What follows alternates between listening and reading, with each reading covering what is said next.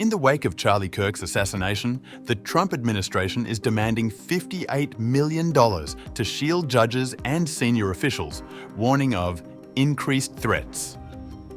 But the scramble for cash exposes a deeper crisis.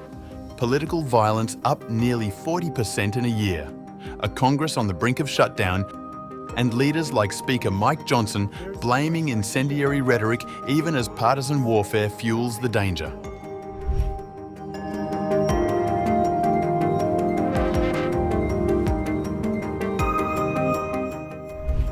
The Trump administration is asking Congress to approve an additional $58 for security services to protect the members of the executive and judicial branches after the killing of Charlie Kirk, multiple media outlets reported.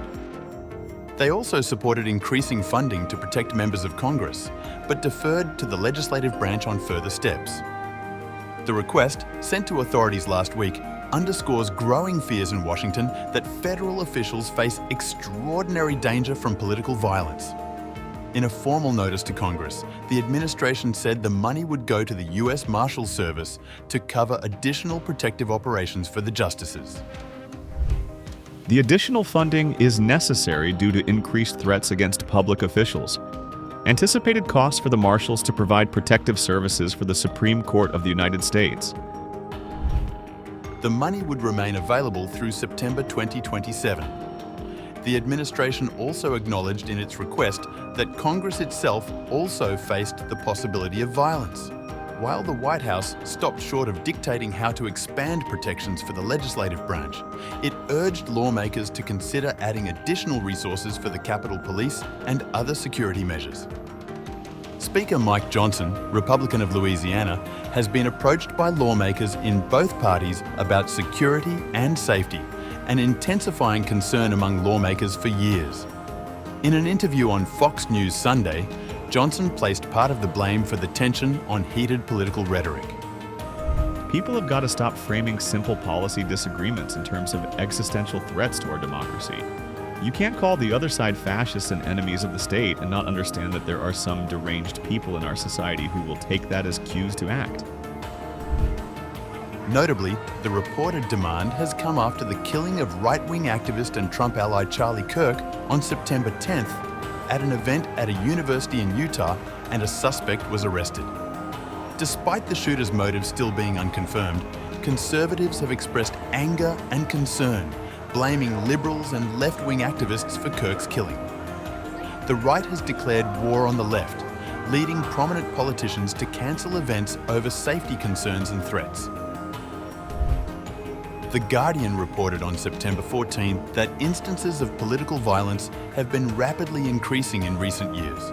More than 520 plots and acts of terrorism and targeted violence occurred in nearly all US states during the first 6 months of 2025. At least 96 people have died and 329 have been injured from that violence. That number is also a nearly 40% increase over the first 6 months of 2024, according to the Study of Terrorism and Responses to Terrorism at the University of Maryland.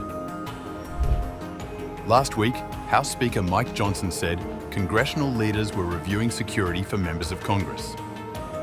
The Trump administration's request for an additional $58 in security comes as the deadline for government funding is approaching at the end of the month.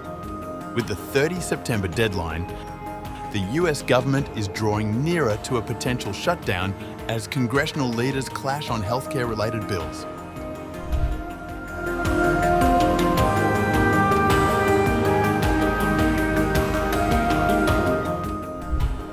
Meanwhile, House GOP leaders are close to finalising a government funding extension that would avert a shutdown through November 20th and potentially include more money for lawmaker security in the wake of the Charlie Kirk killing, Politico reported. Republican leaders want to put the bill on the House floor this week as a September 30th shutdown deadline looms. The member security funding is of huge importance to many on Capitol Hill amid heightened threats to lawmakers. Speaker Johnson told Fox News on September 14 that all options were on the table for lawmaker security efforts. He pledged to speed up a review of an expiring pilot program to provide individual lawmakers with more safety resources. Republicans are preparing to push through the measure amid protests from Democrats. Democratic leaders have signaled they will oppose a funding punt that doesn't include healthcare policy items like extending Enhanced Affordable Care Act tax credits. Johnson said Democrats were currently playing games on funding. I surely hope the Democrats will not try to make this a big partisan fight. However, the Politico reported that there's practically no chance the funding extension will include Senator Lindsey Graham's bipartisan Russia sanctions bill without the explicit and public backing of President Donald Trump.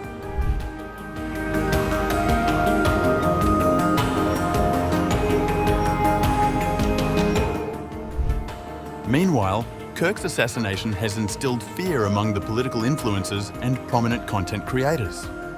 Over the last 4 days, creators on both sides of the political spectrum say they have been reckoning with a new level of fear. Many are considering ratcheting up their security, while others are recalibrating how to safely interact with audiences in person, or whether to keep making content in public at all.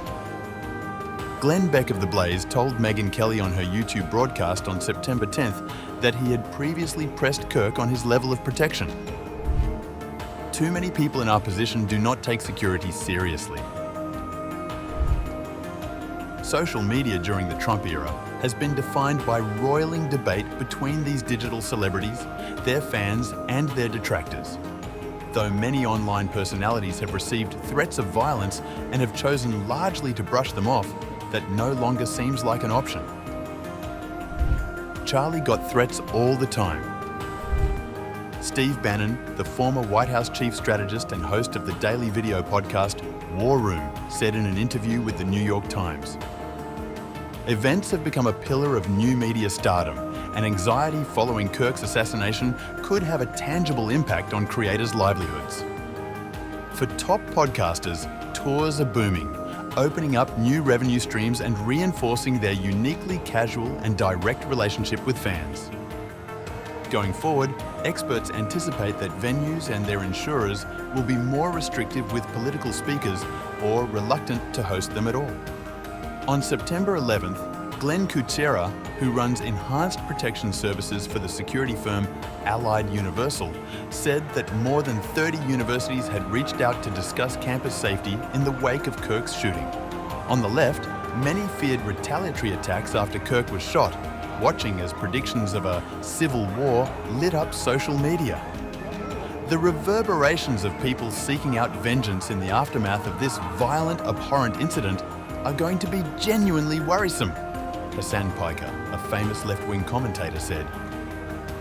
The New York Times reported that few creators or venues were willing to discuss specific plans to increase their security, wary that disclosing too much information could jeopardize them.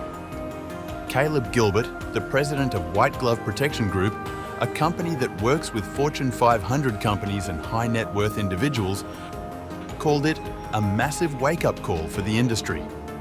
He said every person they protect is now re-evaluating their safety.